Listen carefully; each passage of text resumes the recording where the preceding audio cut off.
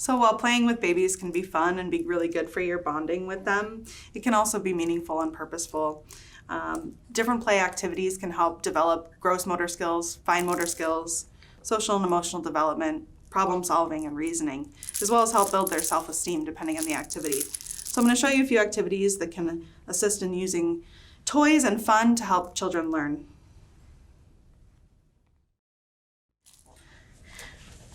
So in the mirror activity, you can help them by pointing out different physical features or pointing out your own and helping them to see the comparison between yours and theirs. Annika, look at here. Do you see your nose? That's your nose. Or your eyes. Those are your eyes. Cheeks, cheeks, cheeks. Here, you want to move here? Move up toward the mirror. You love the mirror. Yeah. You see your hands moving forward? Oh, you see your pacifier. Yeah. When they're really young, you have to put the mirror closer because their range of vision is shorter. If you have a mirror like this one too that has some sensory activities on the sides, or this one comes with some cards, when they're younger with their vision, really all they can see is black and white. So these high contrast cards are really helpful for their development. And with these, actually, they flip over, and as they get older, between 4 and 6 months, they can start to see those brighter colors better. So you can also have ones that have bright colors. What you looking at, sweet girl? You want to look in the mirror? Here, you want to look at yourself? You could come this way. Oh, wow, you're pushing with your arms.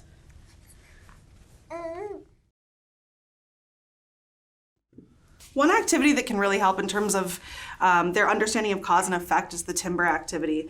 So you can take a block set, and she's too young to build it herself, but you can take the blocks and kind of explain what's on them. Like this one, look, it has a gold star, and it has 10 ice cream cones, and this one has a teal circle. And look at this one. It has the letters R-S-T. Ooh, mommy knocked it over, huh? Here, this one, you see the letters P and Q with a yellow hexagon. This one has the color blue. And this one has 5 oranges. Wow. And this one's got pink strawberries. 4 of them. A purple ladybug. Those are normally red, but that's okay.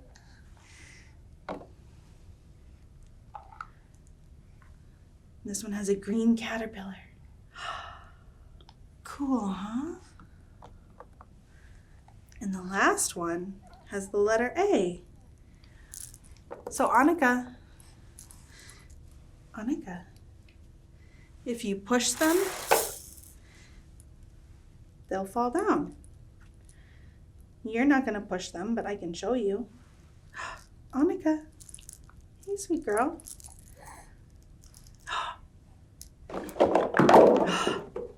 Cool, huh?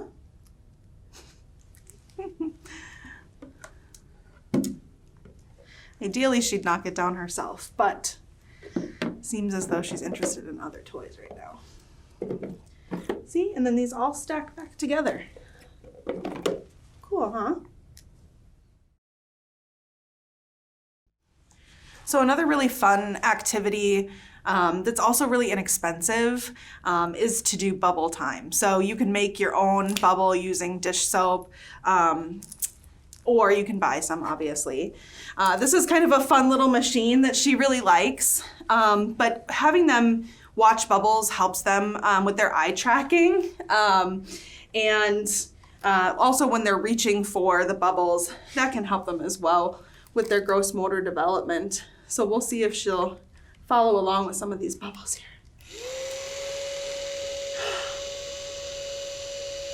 So she'll start tracking that with her eyes. You can see her watching the bubbles head that way, and she's gonna reach out for them right now.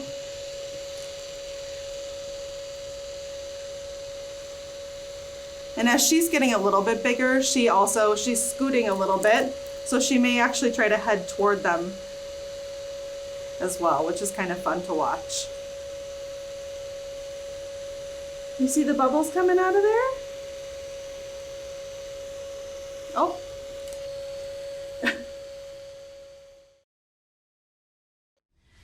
So this next activity is called ball time.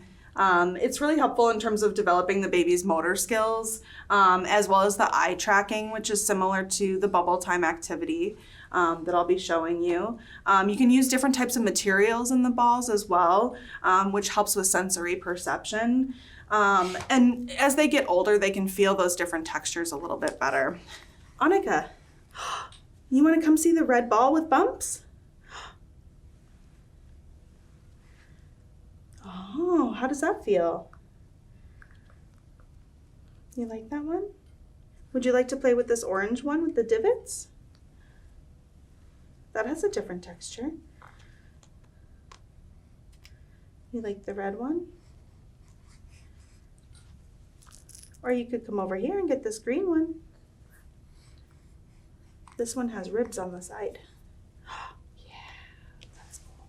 As they get older too, they can start handing the balls between different hands. She's not quite there yet, but she'll get there. You like this little yellow one? That one's pretty cool too, huh?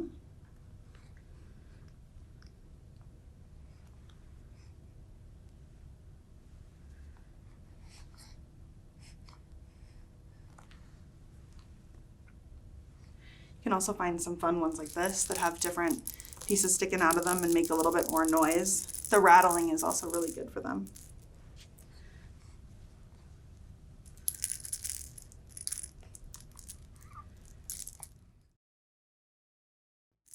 So even when you're not in school, the use of text material can be really helpful in working with children and working with adults and in your clinical practice. So there are a variety of brands out there of different tools you can use when working with children that have some flashcards that propose different activities and help explain to you the reasons why you might engage those activities with your small child. I think this is also really helpful if you're working with young parents or underprepared parents or even parents who are very well prepared or experienced in terms of helping them to come up with new and fun ways to engage their children in learning. I highly recommend getting some tools like that to have in your back pocket.